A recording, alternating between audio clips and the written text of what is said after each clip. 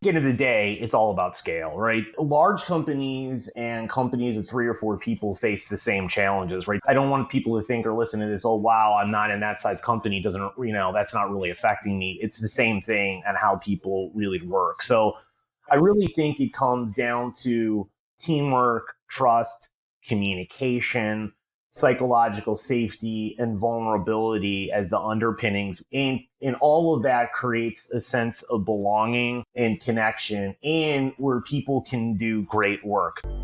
Welcome to the HR L&D podcast with your host, Nick Day. Tune in to discover what it takes to truly develop within human resources as we delve deep into growth, engagement, and leadership strategies that will help you unlock the hidden potential within your business. By listening to this podcast, we hope to empower you and your workforce towards achieving significant HR organizational success.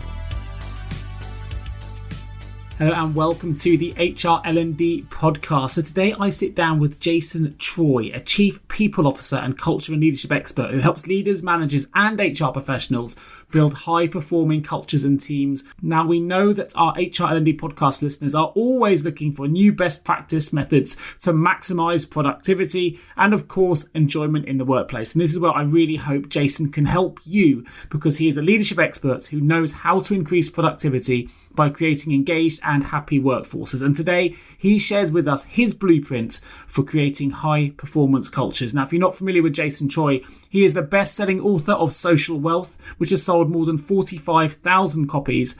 He believes the lack of employee engagement in a workplace is killing productivity, which is costing industries billions. So for Jason, the solution is quite simple. It's all about employee connections, and that's something we talk about an awful lot in today's episode. It's a subject he's also talked about as a featured TEDx speaker, where at TEDxWilmington 2017, he unveiled his breakthrough team building game, Cards Against Mundanity.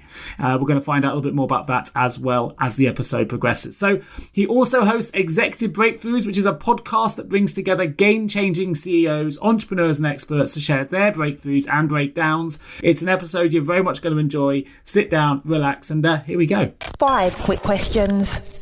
Understanding where we are to know where we are going. Jason, you've been coaching and training your high performance programs now for over 10 years to over 30,000 employees. Where did this work all start? All started back when I started working in Silicon Valley. I was out there in 1997 to 2005 and then worked in total probably more than 15 years. And I got to work with some great leaders like Steve Jobs and Mark Cuban, and, got to be around the CEO of Salesforce.com, Mark Benioff, and a lot of pretty high profile people and profile companies. And I got to see a lot of great things and a lot of really poor things, great leadership, poor leadership, right? Great teamwork. And I realized it was the interactions between people and how they brought the best out of each other. They could rise up to do some pretty incredible things. Because when I went back to Apple, they were a bottom feeding company, right? They only had customers really in the education and art market and some other things that were, they were really nothing like they are today at all. So it was amazing to see how they transformed the company. In companies such as that, how they really did things differently. And I was really intrigued at how that was all put together and how could you actually structure it in a way that it was repeatable. Sure. And that makes sense. You've obviously worked with some amazing names there that you've just mentioned. So you've worked, as you said, right at the coalface with some of the biggest and most successful companies that the world has seen, right? So from your perspective, how can companies go about using all the knowledge and everything that you've experienced? How can they go about creating a really high performance culture, very much like the companies you've just mentioned? What would be your I guess, key points to raise if someone was listening to this now to say, I want to create a high performance culture? What do I need to do? Well, I think there's a couple things. I mean, at a really high level, you have to start thinking about the values, right, and the principles that you want the business to, look like and feel like and have everyone live every day, and then embed it in the business. I think secondarily, you have to understand the employee experience like you'd understand the customer journey. because that's a pretty critical part of it. And then I think the third part of it, which is really the overlooked part by far more than every company and where they really struggle, is to build the foundation. And the key thing of when I'm going in and looking at companies and helping them, and I've done this research now it's going on 5 years, is they don't understand that, because what it has to be built on is extreme trust. And extreme trust is the same trust you'd have for the people that you love and care about the most. Because if you don't have that, you don't have psychological safety, which Amy Edmondson talks about, and she's a famous Harvard professor and researcher, that allows people to speak their mind, dissent, have diversity of thinking, which creates the greatest opportunities to do amazing work, right? Because you don't have a bunch of people thinking the same thing and acting the same way. But you have to have a safe place for that. And you have to trust people that they'll have their backs. They'll be with you when the chips are down. You can share yourself and not hide. You can have hard conversations. All of those things are in very short supply. And that then goes on the back of, great teamwork and communication. So that's really where it all starts. And where now most companies are backing into that. There are very few companies that have mastered that at all, right? I mean, I would even probably say there are handfuls in the world that have, right? Because I'm working with a lot of people who care deeply, but they don't know what to do and where to start. With that in mind, then, you've mentioned trust and collaboration being critical. What are the other key concepts that business leaders really need to understand if they want to start that foundation process, start that journey to creating a really high-performing culture? And what actions can businesses take, regardless of size? Because obviously we've talked about some really big hitters there, but can really help them expedite that process. Yeah, because I think end of the day, it's all about scale, right?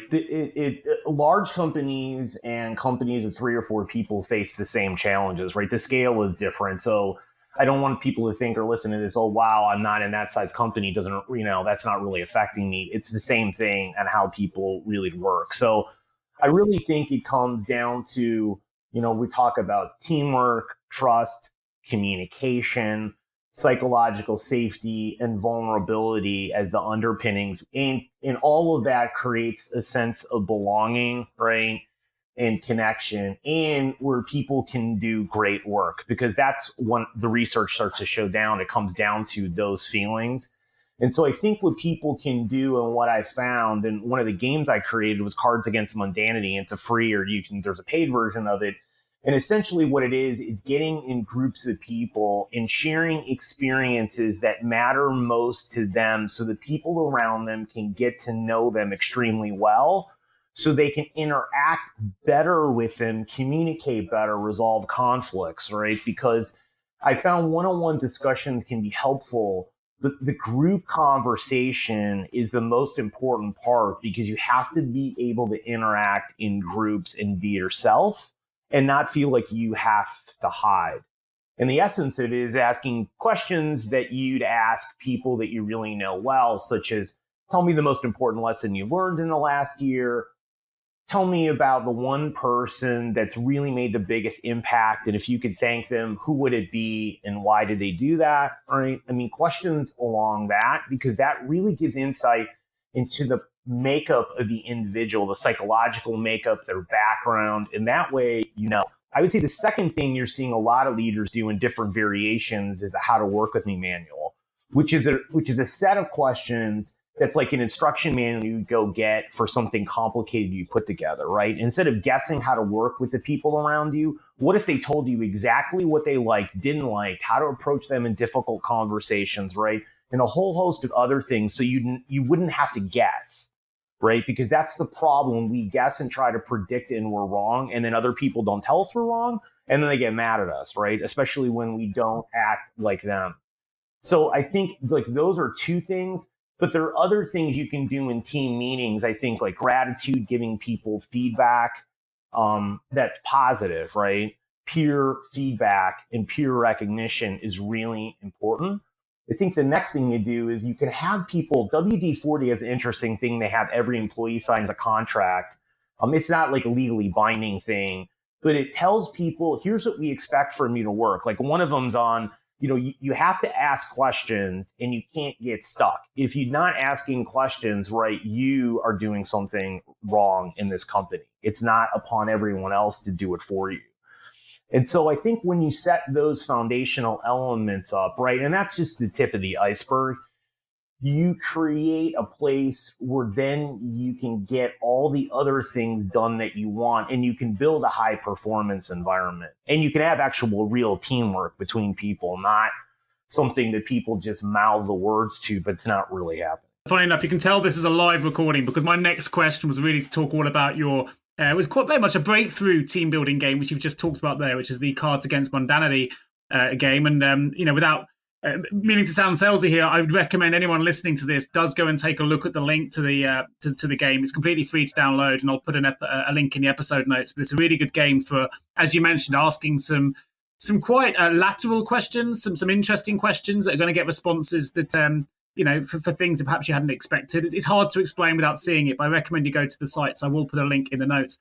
And interestingly, something I picked up from you just there, Jason, is it's clear that within leadership, one of the problems I think that we're seeing, and I think you've touched upon it there, is a lot of leaders will take a blanket approach to leadership. So we'll address the same issue with the same, everyone is different, but we'll address the issue in the same way, regardless of personality. I think if we can get to understand how people function and how they react differently by using some of the tools that you've just given us there to create that foundation, then it will change the way that leaders are approaching those issues and will make them more individual.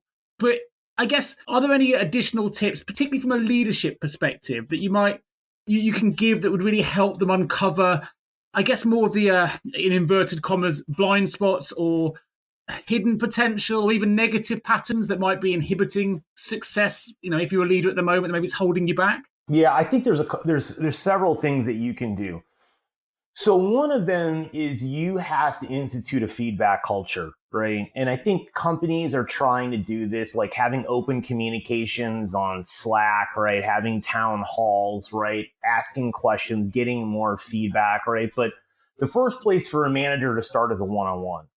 And it's asking hard questions of other people and getting feedback, right? And one of the questions to ask someone would be, on a scale of 1 to 10, how would you rate our relationship? Why would you rate it? And how can I move it closer to a 10?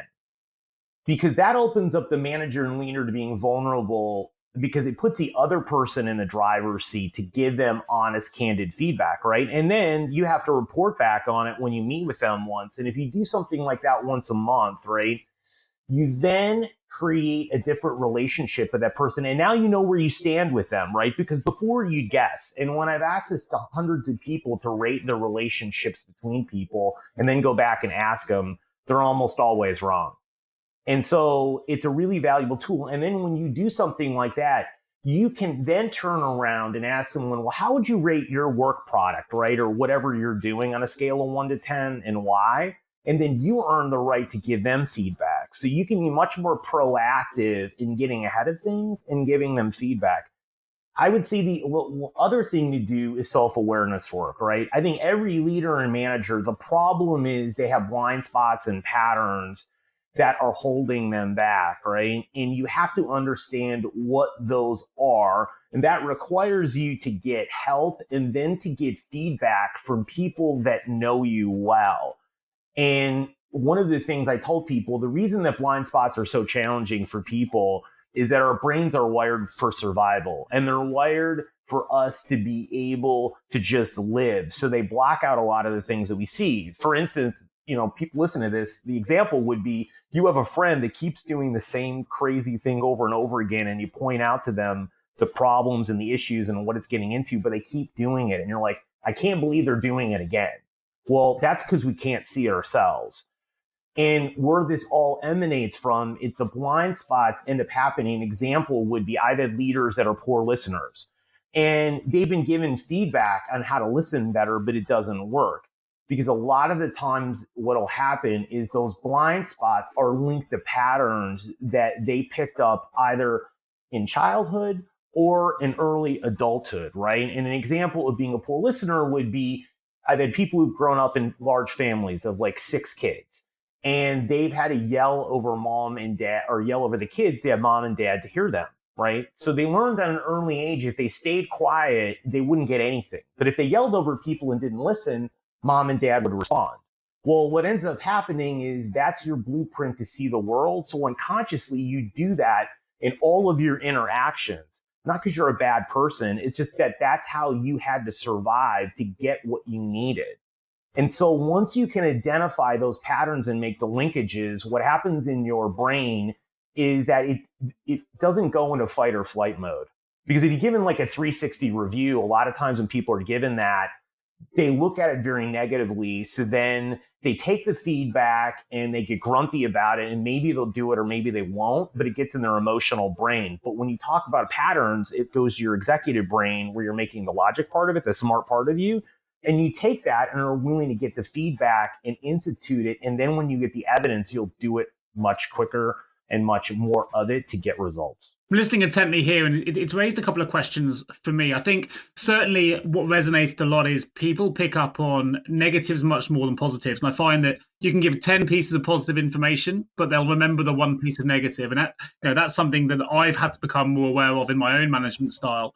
But interestingly, on that feedback piece, how does that work in practice? Because if I gave an individual someone to feedback, how they valued or how they viewed our relationship in 1 to 10, I wonder whether they'd give a biased response because they want to give something that I want to hear. So is that done independently, or is that something that also, as time progresses, they're going to have an expectation that that number is going to need to improve? So I know honesty is important in this task, but in reality, is that a difficult thing to manage, or is there a process you'd recommend that we follow to make sure that the bias within that process potentially is mitigated? Okay, so when you ask it the first time to someone, they may seem awkward and they may not know what to do. So you have to front load it by saying to them, look, I value this relationship and I want to have a good relationship. And if you're not honest with me and I don't know where I stand with you, I can't do anything about it. So you can't be upset with me if I don't understand you, if you won't share what you're feeling and thinking and then allow me the opportunity to respond, right? And so the first time you do with someone, maybe you don't get the real number. But if you keep asking it, you will, because the other person will see it. And the key thing is, what do you do with that feedback? And the next time you have the conversation, you have to bring that back up and ask them again, because relationships will ebb and flow. Perhaps you've got a great relationship with someone you're managing, and then in just some instance, they get upset with you. Well, they may be giving you an 8, 9, or 10, and then all of a sudden they give you a 5. Well, the great thing about it is it's an early warning system because they're bringing you the problem and not letting it fester, right? So it's going to ebb and flow. No relationship is always going to be great for a lot of reasons. And a lot of times it's the stories we make up in our head. But the reason it's so important is I do a lot of conflict resolution work. And most of the times what ends up happening is it's some argument 3, 4, 5 years ago that happened or disagreement that's so tiny. You look at me and say to me, well, that's, almost insignificant, but it's snowballed into something that's causing major problems on the team or the organization itself because no one ever brought it up and it's never been resolved. And now it's taken on all these legs, arms, and other things that never existed before that people have made up, right? They've invented this fairy tale in their head of this monster when it's really a mouse, right? But we don't see that and we don't bring it up and we don't deal with it. So we have to have mechanisms all the time, right? The Navy SEALs do a great thing after every mission. And anyone could do this in a company after any milestone, any project, event, is that you ask 5 basic questions, right? What were our intended results or actual results? What went well? What didn't do well? And what are we going to do next time? Right? And if you bring those up and then start with the most junior person on the team and go all the way around, right? So you don't have any bias on the senior person or the manager and leader, you'd be amazed at the discussion and the things that you can learn, right? So you have to have this feedback and you have to have it be candid. And that's why you have to work on building trust amongst every person on the team, because otherwise people harbor these stories in their head, right? In the end of the day, any business is a bunch of different teams, right? In team, it comes down to the team level. And if you look in last year's Harvard Business Review May issue, I think his Marcus Buckingham did a lot of research and boiled it down to a lot that really is on the team level, not the company level where it starts at. And I really think that that's true. So these are just some things that you can do to get people, I think, to start the conversation and give you the feedback. Because the problem as a manager is you don't have that much time, right? I mean, I saw another stat by Gartner, like most companies are expecting managers to spend 30% of their time managing, and it's really down around 10. Well, if that's the case, you're only spending 10%. You have to have people be proactive and give you the feedback, and not you always have to ask or dig or try to anticipate it, because it's impossible for you if you're only spending that amount of time with all your employees on your team. I think you've articulated that absolutely brilliantly. I've taken notes myself. We've got appraisals coming up within my own firm, and I think I need to make a few changes.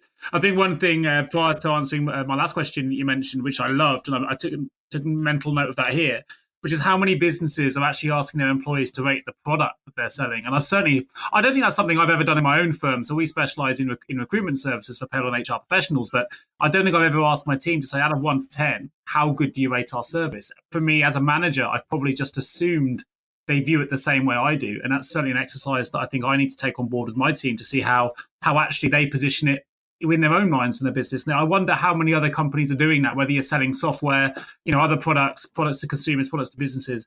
How often are they actually rating or being asked to rate that service or rate that product?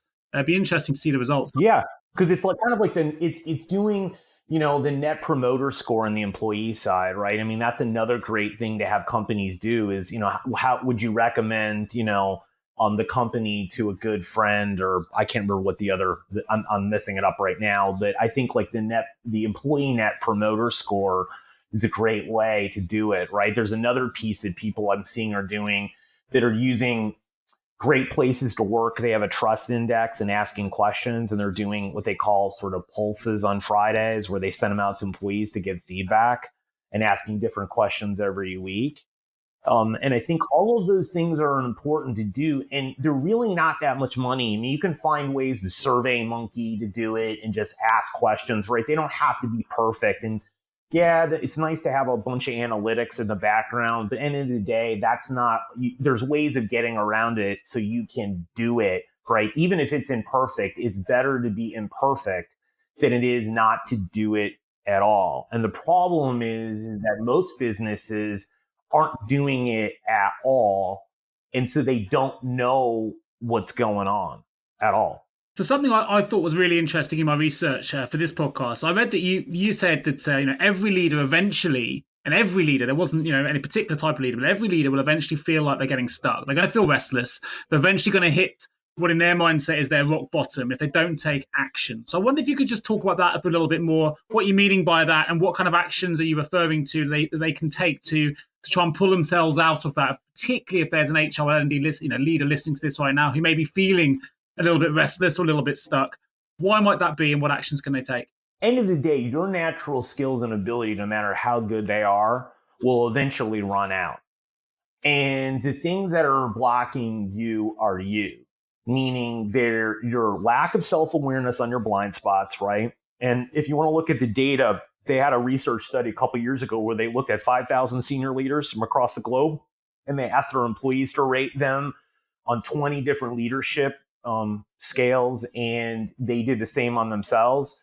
And what they found is that across all the leaders, out of the 20 categories, 19 of them, they significantly overrated themselves compared to how other people viewed them.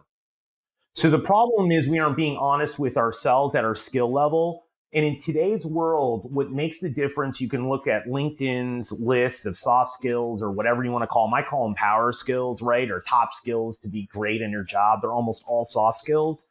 And that means you have to invest in them, learn them, practice them, get feedback. They're much harder than a hard skill.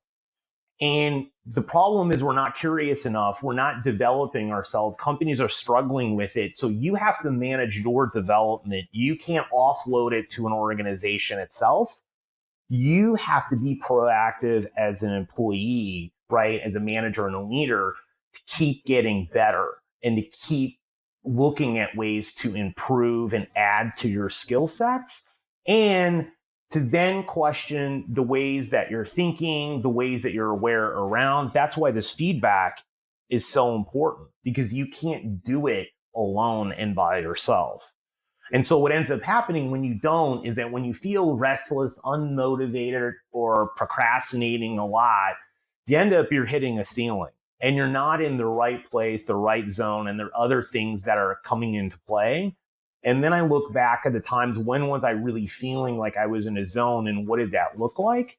Then I start doing work in these areas. And what happens is that when we start taking steps, it's not the progress that gets us more motivated and excited. It's the actual feeling like we're making progress, right? So it's the taking the action that gets you motivated. It's not the end state. So when you start doing these things, you can break through the eventual ceiling that you'll end up getting to, no matter who you are across the board, right? Doesn't matter if you're, like some famous CEO or some well-known individual, right? That's why you see a lot of Hollywood stars implode themselves, because they're bored and they don't know what to do, right? And so when you don't know what to do, the first thing you do is distraction, things like Netflix. You start drinking, you start doing other things because you're not facing the person in the mirror. Yeah, no, it makes total sense. And again, you create really good visions in the way you talk, Jason. So you're creating really good images for me that really puts it into perspective. So thank you. Something else I read, and you touched upon this earlier in the example you gave, where you might be a child in a big family trying to find your voice, and it can obviously impact the way that you potentially lead others in the future. Obviously, you're very much an expert when it comes to the psychology of leadership as well. And I read that you believe that children who have suffered trauma, particularly under the age of 10 years, can often, as a result of that, the manifestation of that trauma can sometimes become an inhibitor to business success later. So I wonder if you could talk to me a little bit about your research in that area and just sort of expand upon that for us. Well, the challenge is that when you're growing up, your parents and the people closest to you are doing the best job they can, right? But they have their own challenges themselves, right? And they paint a certain blueprint of the world for you. And so as you're inheriting that blueprint, what happens is that you take that going forward, and that's part of your, habits and other things and mindset that are unconsciously running in the background. But just like that example on listening, right? Back then when you were a kid yelling over your siblings, that actually was serving you. The problem is now when you're a leader or manager, those same actions are actually sabotaging your success. But your brain doesn't know the difference because it's on autopilot, because you've done it billions and trillions of times literally in your head on how you're thinking about what's going on, right? So that doesn't have to be that people interpret trauma as something bad. I look at it more as there are just a lot of sets of things that we're doing in life that served us, perhaps, right? Something like that you had to do, right? It's like your parents told you don't talk to strangers, right? When you're small and a kid. Well, they didn't tell you at 18, 19, or 20. Well, forget that. Now you've got to start talking to people. Yeah, it's true. Right? It's true. Right. So there's tons of things that go on that are linked. And what I've found is when I go through it, what happens to people is the biggest challenges are linked to the blueprint that they've been living unconsciously. So what you have to do is understanding someone's histories and experiences and what right now is causing you the most pain, grief, or problems, or whatever it is. And almost always there's a linkage back, at least to the top thing or a top couple things that are really holding you back, right? And so that's everyone. That's not like just one person or 5 or 10. It's really everyone. And I think that's the problem, because as a manager, one of the things that I have to go in and help people with is that when they get like 2 employees, and we'll go back to listening example, just because we talked about it. If you have 2 employees that are poor listeners and you tell one of them some things and they get better and the other person doesn't, well, what I hear everyone telling me is the first person wanted it more and they're trying harder than the second person. But as a manager, you have to understand that it's not that simple. It can be a skill issue, but it could be a blind spot that they're unaware of, right? 3, it could be a personal issue. And do you understand the employee? And 4th, perhaps they don't really care. And you have to get to the crux of that as well. And then you have to evaluate the actions you're taking, right? Because sometimes, like, let's say it's a low-level employee, may not be able to invest the time to understand the blind spot, and I totally get that. But if it's a rock star lower-level employee, or it's an upper-level person that is really critical, well, the cost of replacing them is significant versus the cost of helping them, right? And that one thing you may be helping them on may be the only thing stopping them from being an incredible an employee and really adding significant value to the company. Yeah, that makes total sense. I love the analogy as well about not talking to strangers, because I think one of the biggest difficult, something I'm really passionate about personally, but something I think is really difficult for the modern professional to grasp is the power of networking, right? And maybe that's some of the things that's holding people back from networking. And I'd never certainly myself made that connection, but it does make total sense. I've got 2 kids and I'm always telling them, don't speak to strangers. So, for them to change that mindset when they get into the corporate world, to suddenly be speaking to as many strangers as possible, I can understand why there may be a blockage there. So no, I really like that analogy. But listen, stay tuned, because in a moment we are going to find out more about Jason. And then in part 2, we're going to discuss what Jason terms as the biggest predictor for success, something he titles social wealth, in a lot more detail. So do stay tuned. But before we get there, we're going to find out a little bit more about you, Jason. Time to find out more about you. Who are the 2 people who have been the most influential to you in your career? Well, I really think it actually probably stems back to my mom, right? And I think it's a lot of work ethic. It's being determined. It's caring and serving about other people. So a lot of the foundational things that I end up learning was really important to me. And then I don't know if there's any one person that necessarily stuck out. I think it was a combination of people that really helped me understand that I had to get to really know fundamentally the people around me, and I had to raise them up, because otherwise I couldn't do my greatest work. And then there were instances where I did great things, but other people around me weren't, and I didn't feel fulfilled there. It was when the team succeeded as a whole that it brought me the most joy, right? And I think that I learned that from a variety of people over the years. And I don't think anyone really necessarily spelled it out like that, but I just put it together. And so for me, that realization was probably one of the most important things. And those people in my life have been critical. And I think just like your networking comment, I've had the opportunities to meet and interact with a lot of different people because I sought out those opportunities and sought out to learn from them and ask them questions, which has really been helpful. Makes total sense. I also think if your mum is one of the most influential people, that's a pedestal that's really difficult to put anyone alongside. So I get why after that it kind of needs to be everybody else. Are there any resources that have really helped you on your journey? I think it's one, I read a lot and books and listen to podcasts. I'll take online classes. I've gotten coaches. I've gone to conferences and events, right? I've sat down, asked people questions. I interview them. I think you have to have a wide variety of sources because everything is a little bit different, right? Because if you sit down and have an opportunity to talk to some great managers or other people and ask them things that they're doing, you can uncover some great strategies, processes, and tools that you may not be able to get elsewhere, right? And then every vehicle, every one of these things has a different way that you can pick up things, and they all work together, right, in concert. And I just think staying curious and staying hungry and value learning is something that is one of the most undervalued qualities. And in today's world, it's absolutely critical because you have to be on the cutting edge. Because today it's more about the people management and people operations that will end up hurting you the most versus everything else, because it's the least immature part of management and leadership today. And you're seeing this across the board when you look at, CRHOs getting together and no one knows what to do next, right? Everyone's doing it differently. And when everyone else is doing it differently, you know that people are struggling to find the answers of what to do, right? Just ask any person who's running human resources at a high level, how are you building trust in your company? You'll get 1,000 different answers and you'll get very little details on the granular levels of actually how they're doing it, which then goes to show you that people don't understand.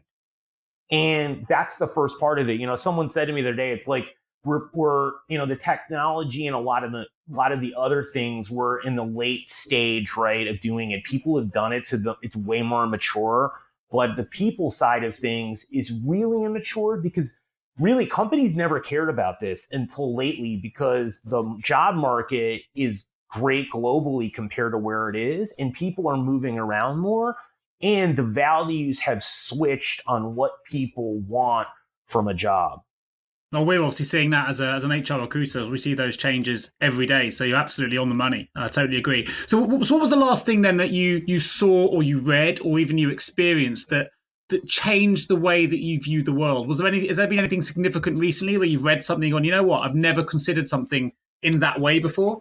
One of the people that I like that I'm following now is a guy his name is Josh Bersin, and it's Bersin.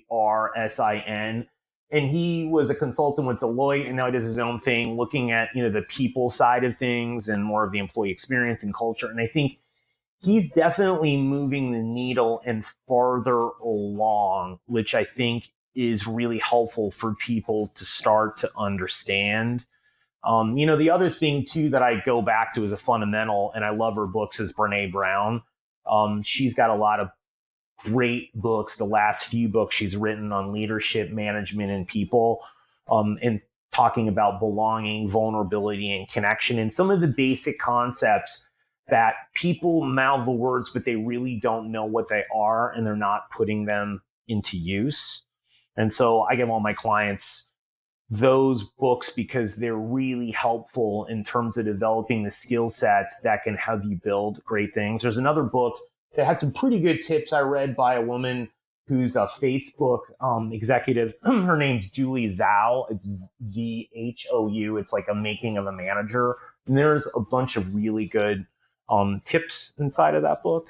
So those are just a few resources, but there's plenty of them out there. I'll try and put some links to those in the episode notes. So if you're listening to this and you want to access those very quickly, check a look at the episode notes. I'll make sure there's some links to some of those resources. So I think you're going to like this next question, Jason, because I think it is a question that I have in all of my HRLD podcasts, but I know it's also a question included in your very own game, Cards Against Mundanity. So here it is. If you could be given any superpower, what would it be and why? Well, I love the ability to wake up early in the morning and jump out of bed, because I'm a runner and I'm training for a marathon, and getting up at 4 to 5 is just really hard. So if that could happen, boy, that would make my life a lot better.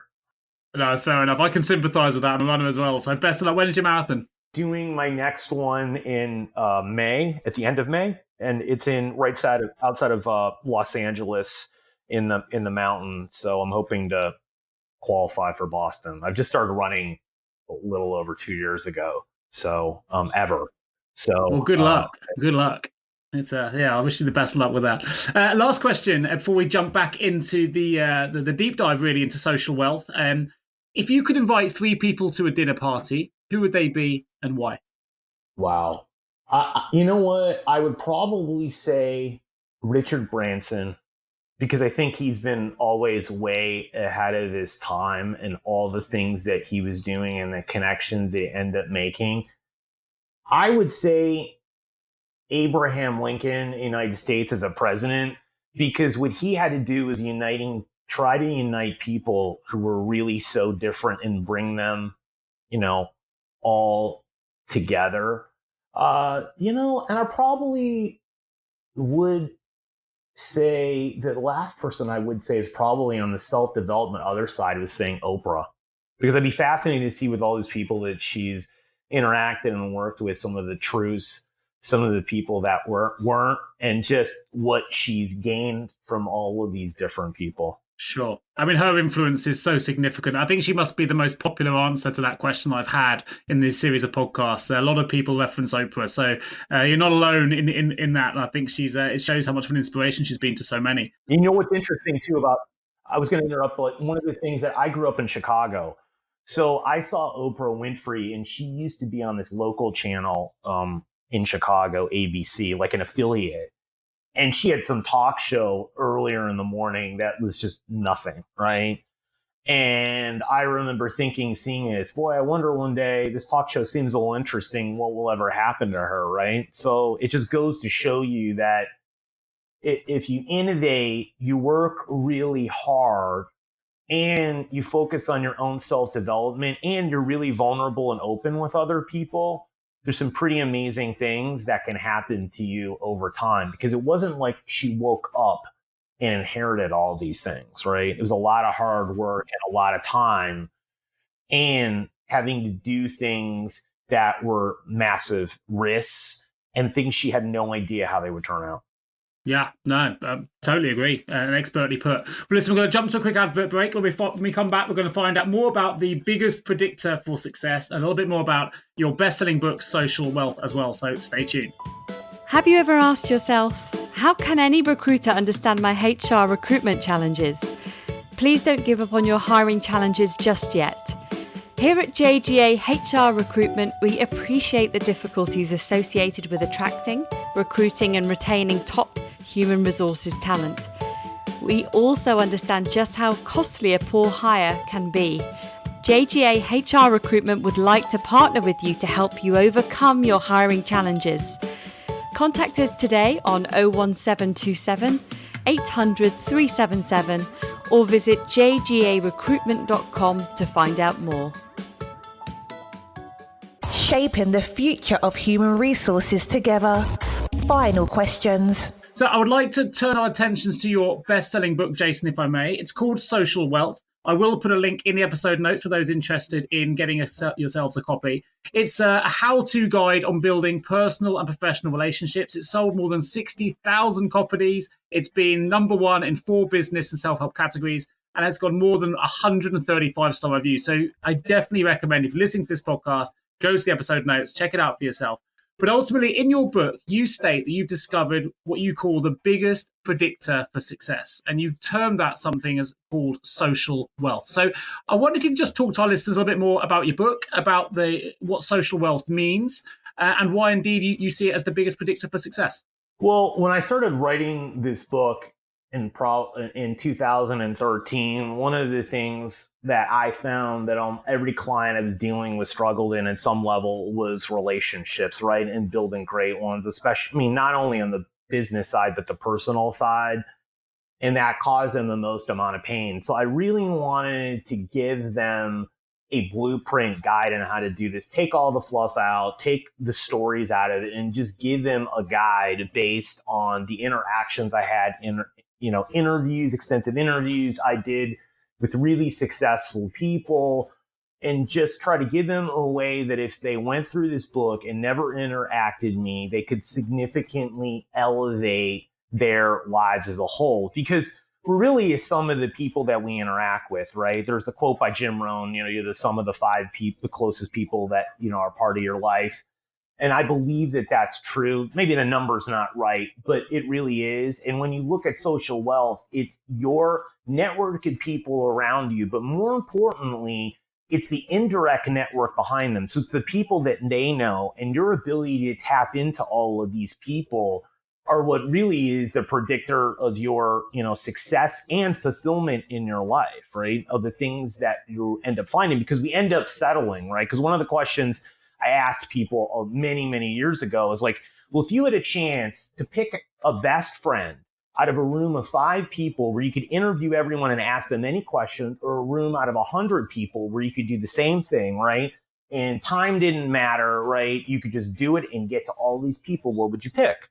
Well, almost everyone said 100 people because you have more choices and different types of people, right? But then I asked them, well, why are you living like there's only 5 people in the room? So it's really a factor. A lot of this is a numbers game because you have to meet more people to figure out who is your tribe, right? It also helps you figure out yourself and what type of people may get you upset or you're fearful of, because you have to find a bridge to those people too. Because a lot of times when I'm working with leaders, they'll gravitate towards people like themselves. So I realize there are not a lot of women leaders, but a lot of times when I'm having conversations with women that are in leadership positions, I'm like, well, it's not like every man's sexist or every man just wants another man, because what ends up happening is I've been a lot of times in companies where there are all men on the leadership team. Well, not the CEO doesn't gravitate towards every person in the leadership team. They typically gravitate towards people that are like them, especially when they're under significant pressure, fear, and they have imposter syndrome, which every leader ends up having, right? So you have to identify this in yourself and understand it. And, having this network, doing all these things help you and also helps you build great relationships that are meaningful to you and that will actually add to your life. Now, there may be some HR L&D professionals listening to this who are feeling like they've hit a plateau in their career. Perhaps they're struggling to get to grips with how they can manage and essentially lead people better. So with this in mind, and in your very expert opinion, Jason, I wondered if you could elaborate on the 10 essential leadership skill sets that can really help these business leaders feel motivated again, that can help increase their resiliency, which obviously is really important in leadership, and also their bounce back ability, if you like, in relation to when they're experiencing things like rejection or setbacks. So what would those 10 essential leadership skill sets be? Yeah, I mean, one of them is just listening to people, right? I think listening and getting feedback is absolutely essential. And it's something that seems so small, but it's really not, because again, it's the questions, right? The better questions you ask, the better feedback and how you're understanding people. The other thing that's not really in those that I think if you're an HR person, you have to do today is link back your actions to business outcomes. And how can you help senior leaders solve their biggest problems and link back to them and work on that? Because when you do that, it looks like you're caring and you are looking out for them and their attitude will change. Because a lot of times what happens in HR is it's looked at a block and tackle because they're not focused and fixated and really have a really maniacal focus on moving the business metrics. And I found the most successful human resources individuals, they view their role significantly different from other people, right? I think the other part of it is a lot of this is trial and error, right? And I think people get caught up in perfectionism and getting it always right. And you can't do that, right? Because you're going to face rejection. You're going to face problems and hurdles. Because when you look at risk, success and failure are on opposite sides of the coin. And so if you don't go for it and realize that growth comes at a risk, you're just going to stand pat. And that's the problem with a lot of HR people is they just don't go out of their comfort zone and they stay locked in this role. And they're not seen as strategic because they're not coming to the table. A lot of times people are like, well, I need a chair at the table. And I'm like, well, how about you bring your chair, put it in the room and sit down and have a conversation and offer up a way to solve one of the biggest problems in the organization. People will start listening because they need your help. And what I will do as well, I'll put the list of the 10 that you list in your research in the episode notes as well, so people can get a little bit more familiar with some of the key points. I mean, you've mentioned them all in detail during the course of this podcast. You mentioned just then courage and bravery, social awareness, obviously important, and obviously the ability to be curious and build relationships and trust and getting to know people up close. And they're kind of all the elements that form into those 10 essential leadership skill sets. So I'm going to build upon those in the episode notes. So do take a look at that as well. Now, we're nearly towards the end of the podcast, Jason, and it would be remiss of me as yourself. You're a very, very experienced podcast host, and it's clear that you're an individual who believes hugely in the power of networking and building personal relationships. We've discussed it in depth. So I wondered if you could share with our listeners, especially the introverts amongst us, and there will be introverts listening to this podcast, if you could share your top 3 networking tips, it could really help speed up the relationship building process. Yeah, because I think one of the things too on the introvert side of thing, which I think is really interesting for people to realize or to know, is that over the last year, I speak a lot, and I'm constantly asking people that are they identify themselves as introverts, what's stopping them, right? And I've asked them the question, if I could get rid of the small talk and I could get you into more substantial conversations, Would you do more of them? And almost everyone says yes. Because the tiring part of the conversation is the small talk where they feel like they're wasting their time, because the interactions take away their energy, it doesn't give them energy. So you have to use that wisely. So one of the things that I tell people is that you have to ask better, deeper questions, and don't be afraid of what the other person's going to say or think. You need to get to that quicker, because otherwise you just will make excuses not to do it, right? And what I tell, and I've done this myself in my Cards Against Mundanity game, I used to ask the question when I put in the groups of people, just like for speaking wise, like, what superpower would you like to use, right? Well, now I've changed the first question typically to what's the biggest lesson you've learned in the last year. Now, it may seem pretty subtle, but it's a much deeper question. And what I found is the deeper questions that I actually had people start off with that are complete strangers, right? None of these people know each other, that they actually enjoy and get much more out of a conversation. So what I've found with people is you have to start with deeper questions, and it doesn't really matter what do they do or where are they from, because if the conversation moves forward, you'll learn all that information later. You don't need to ask that at the beginning, right? Because then people zone you out anyways, because they've had these conversations thousands of times and they haven't worked out. You want to ask them questions where they actually have to engage and they can't look around. So I'll ask questions like, what's the most important lesson you've learned in the last year? Sure, you could ask people what brought you to the event or some simple little question in the beginning, right? Or you could ask a question like, what are you most excited about in your life right now?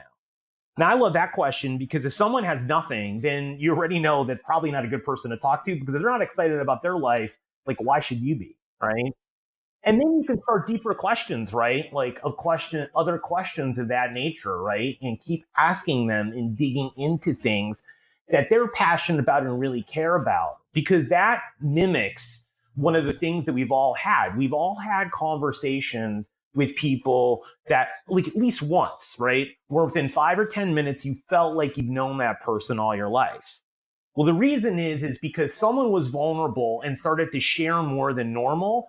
And what happened is that skyrocketed. So you learned more information about that person than you normally ever do. So you feel a sense of closeness to them, right? And a sense of urgency to stay in contact, or to at least reach out to them, or to be open to it, right? So you have to start mimicking that. And the thing about it is to get to what people care about and to ask them questions that matter to them, rather than the superficial ones that you don't want to ask. They really don't want to answer, right? But everyone thinks they have to do this sort of orchestrated dance when they really don't need to.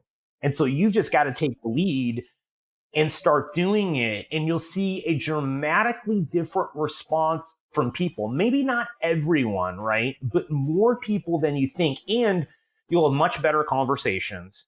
And you'll have much deeper ones, and you'll create connections that actually matter, rather than having to ask a bunch of people boring questions and then hope something comes out of it, right? And then you say to yourself, well, geez, I didn't even really want to get up and ask someone or talk to someone at my office or work from another department, because it was just stupid conversation and just wasted my time.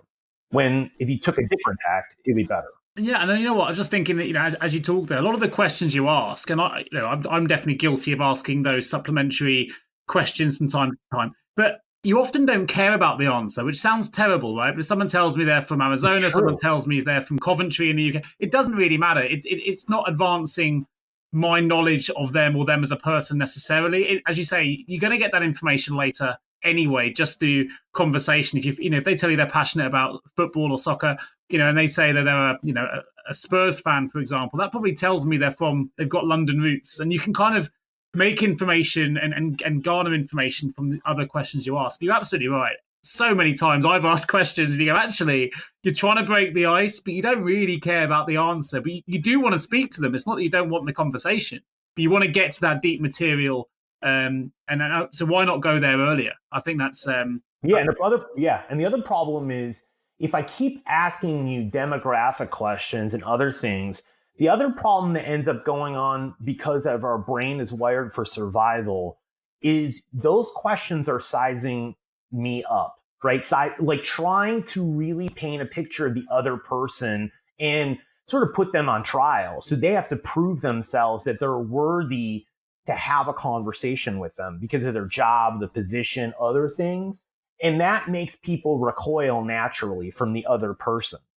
And so that also works against you. So that's another reason to avoid it. Because when you ask someone, what do they do for a living? You're naturally thinking, well, that person does this job, so they make this amount of money. Or this person has this job, so they can do something for me.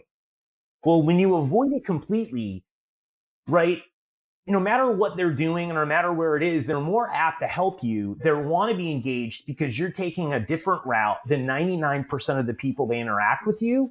And regardless of the questions at that point, they're intrigued of why you would do this. And it ends up mimicking what the people in their closest to them would actually ask them, right, in a meaningful conversation. So then what happens is psychologically, they start putting you in their inner circle, even though you're obviously a distant acquaintance or you've just met for the first time.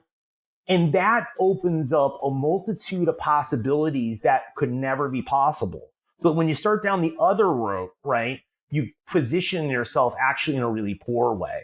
So psychologically, when you go through the actual interactions and what goes in people's head, because I've done that, there's a reason why you do this and why it works, right? Not every time, like we said, but even if it only works 60 to 70% of the time, those are going to be way higher interactions than the other ones you would have had. So they will be game changing for you, both personally and professionally. The minute you ask a job title, as you say, you start creating a picture in your own mind that may be stereotypical, it may be discriminative, it may be completely unfair. But actually, if you ask a question that, that allows them to paint the picture for you, whether it's about a passion or something else, it completely changes the dynamic. So that's certainly an amazing tip that I think many people listening, if they're like I am, are going to take away. So that's fantastic. What are two other key networking tips you could add to that, Jason? So we're asking good questions.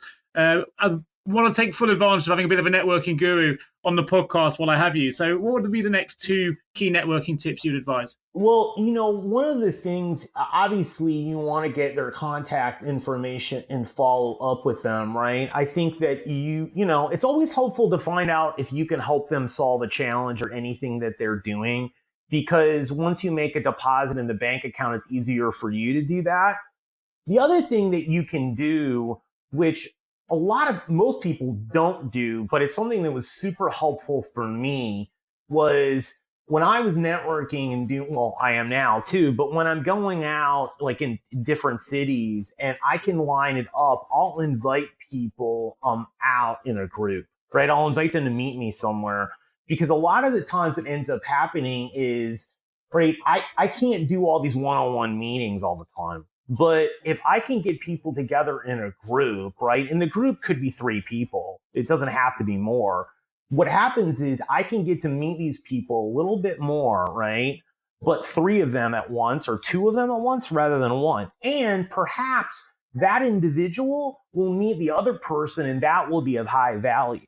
Well, now I've created something meaningful because I've connected them, right? So it takes a lot of the pressure off of me, and it puts it on them as well, right? To make these connections and have the conversation, right? And how I do it is like, hey, I've got a couple great people to meet. I'm going to lunch on this date. It'd be great for you to come out, right? And a lot of people will do it because the fear of missing out, FOMO, right? And so they'll do it because they're like, wow, it's an opportunity for me to meet some people.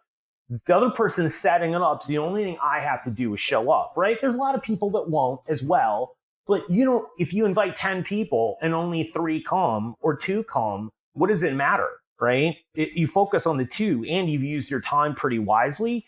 And there's much more that can come out of it beneficial for the other people, which then helps you. And you're doing less work and you don't have to carry the conversation. And so all around, the only thing that it requires is you finding the place, right? And it doesn't cost you anything because everyone pays for themselves. So the only thing it really does is you have to text them and ask the question, right? And you can when I'm doing it too, just logistically, I literally cut and paste and do a pretty similar message. And maybe I'll add some personal thing in there, but not much. So it only takes me like 30 seconds to send. So it's not like this is some complicated thing that takes forever, right? And then that's what I find a lot of people end up doing, right? So you'll see, you could Google this thing called the Jeffersonian dinner. And what it does is that people go to dinner parties where they put a placard out, which has a question on it, and everyone goes around and asks it. Well, there's a reason why that there are a lot of people that do that are higher level, because they understand that 10 people at a table is better than one in most instances to get to know all these people and to allow them to do the same, right? And then let's say you invite 2 people and one of them, you're like, wow, I really would like to get to know the person a little bit better. Well, then you have a much more informed choice in using your time more wisely to spend with that person.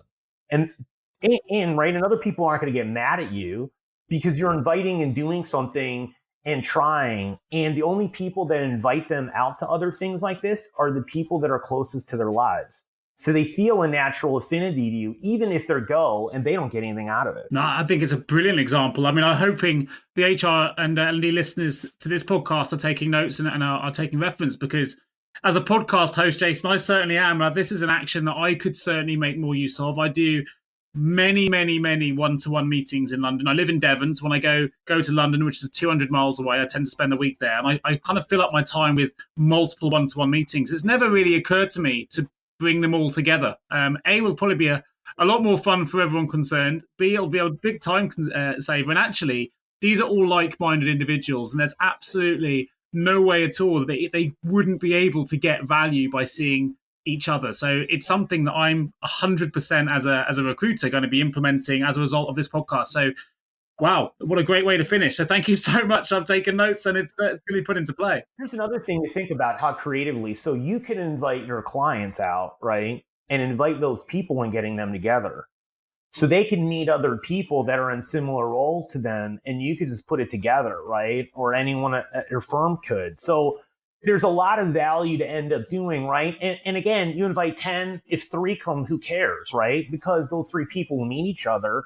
And then you just start the conversation and ask some questions to them. And you can use my game and say, hey, I've got a fun game to play. Would you mind playing it? And everyone will. And you ask a couple questions, they're going to walk away knowing these people really well. And you've added a lot of value to them. And they're going to feel better about you, right? And better about the organization. So it's a win-win. So there's a lot of ways to organize this and orchestrate this in many different ways that you can do. And trust me, I've done this hundreds of times. It's never not gone well. Now, even if I walked away and thought to myself, that went just okay, all of the people come back to me and say, oh, thank you for inviting. I met so-and-so, right? Or I had a great conversation, or something will happen. And you'll see that being of high value. No, I love it. Well, I've already downloaded your Cards Against Mundanity. As I say, it's completely free to download. You can purchase the cards as well, but if you want to access the game, take a look. I'll put a link in the episode notes so you can go and download the game yourself. It's completely free. I want to say a huge thank you, Jason. We've been a full hour of amazing content. And thank you so much for joining me on the HRLD podcast today. Last question for you really is, where can our listeners connect with you online? If they want to find out more information, where would you advise they go? Useful links, keeping the HR L&D community connected. So you can go to my website. It's jasontreu.com. That's jasontreu.com. And then you can go to Amazon for my book, Social Wealth. There's links on my website, and then cardsagainstmundanity.com for the game. And fantastic. And I will also put a link. All those links will be on the episode notes. I'll also put a link to your amazing podcast as well. It's called Executive Breakthroughs. So I'll put a link to your podcast. So hopefully you can get a few subscribers to your amazing content. If you've enjoyed what you've heard today, you can find out a lot more and hear a lot more of Jason's voice on his own podcast, which is pretty amazing in itself. So thank you ever so much for joining me. Of course, if you are an HR or L&D professional listening to this podcast and you've got an HR, HRIS or L&D related vacancy and you want some recruitment support from a bit of an authority and an HR expert, then please do give me a call. I'd love to show you what a great HR recruitment experience can feel like. Maybe we'll be meeting up in London, playing the Cards Against Mundanity game real soon as well. So get in touch if you're interested in meeting up for a group session. But you can contact me, nick@jjrecruitment.com, or give me a call, 01727 800 377. It just leaves me to say a huge thank you once again to Jason Treu, jasontreu.com. If you want to find out more about him, again, link in the episode notes. Otherwise, thanks for listening, folks, and I look forward to bringing you the next episode of the HR L&D podcast real soon. Thanks, Jason. Thank you so much for tuning into the HR L&D podcast with your host, Nick Day of JGA HR Recruitment. If you need help with a current HR or L&D vacancy, then please get in touch with Nick and his team. All contact details can be found in the episode notes. In the meantime, to make sure you never miss an episode, please subscribe to the show through any of your favorite podcast channels. Till next time.